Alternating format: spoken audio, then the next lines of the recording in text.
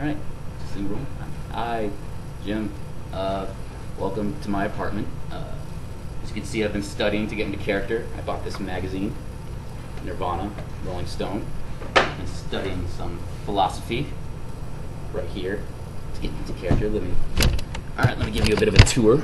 That's me. That's the kitchen. This is the outside. I don't know if you can see it. Yeah, it's one of the nice days. One of 7 we get here. Yeah. And this over here, let's see, that's Stephanie. Yeah, there she is. She's really cool. She's gonna help me out today. Okay, alright. Oh, and that's Thor over there. Say hi, Thor. Yeah, he's a really cool guy. Oh, Thor, meet Stephanie. Stephanie, Thor. Hey, how are you? Yeah. She's, or they're both really cool.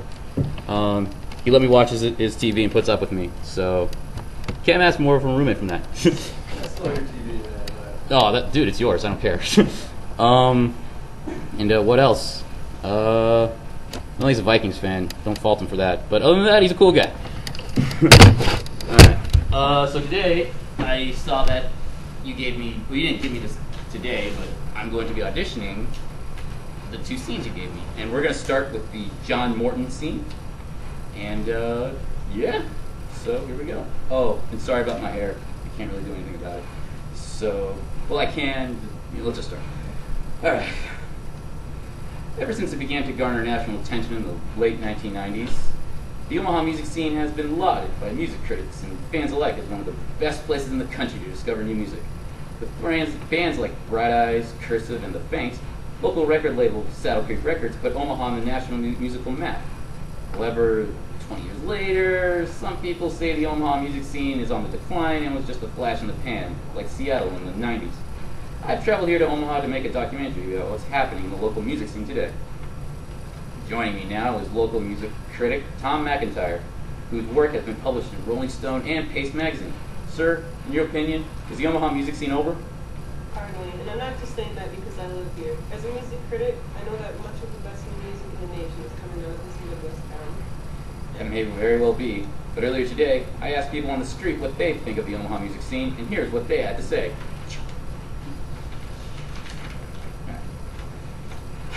Spent the last 6 months here in Omaha, Nebraska, filming what's happening in the local music scene for my documentary.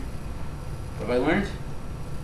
Unlike cutthroat, aspiring musicians and bands in LA, and New York, and London, the music in Omaha are making music because they enjoy it and because they want to express themselves as artists.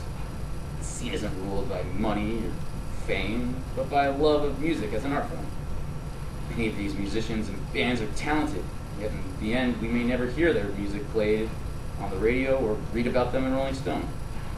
In the end, it may not matter. Good music is good music no matter who makes it or where it's found. We're going to start the other scene. I'm going to skip ahead. You told me to just read 1 scene, so we're going to skip ahead to page 4. You can't see that, but yeah. Yeah, we're going to start, so whenever you're ready.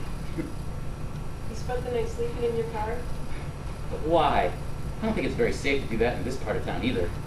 I got in a fight with my mother last night and stormed out of the house. I didn't have anywhere else to go. Did she play the CD we made of our demo session? Did your mother tell you we want to produce a whole CD of you singing our songs? Yeah. And? Yeah, I'm not really interested in singing pop songs or wannabe Lady Gaga songs. Kayla, honey, wake up. You're a natural, sweetie. Forget the alternative sound of the Omaha music scene. You need to be singing dance pop with us. Renee's right, Kayla. You're an incredibly talented singer. You've just been singing the wrong type of songs. Well, that's your opinion, but I like my songs, and that's what I want to sing, even if it's on my own. Look, we understand where you're coming from. We do. Yes, we do. But if you help us out, then we'll return help. Or we will help you out in return. And how exactly are you going to do that?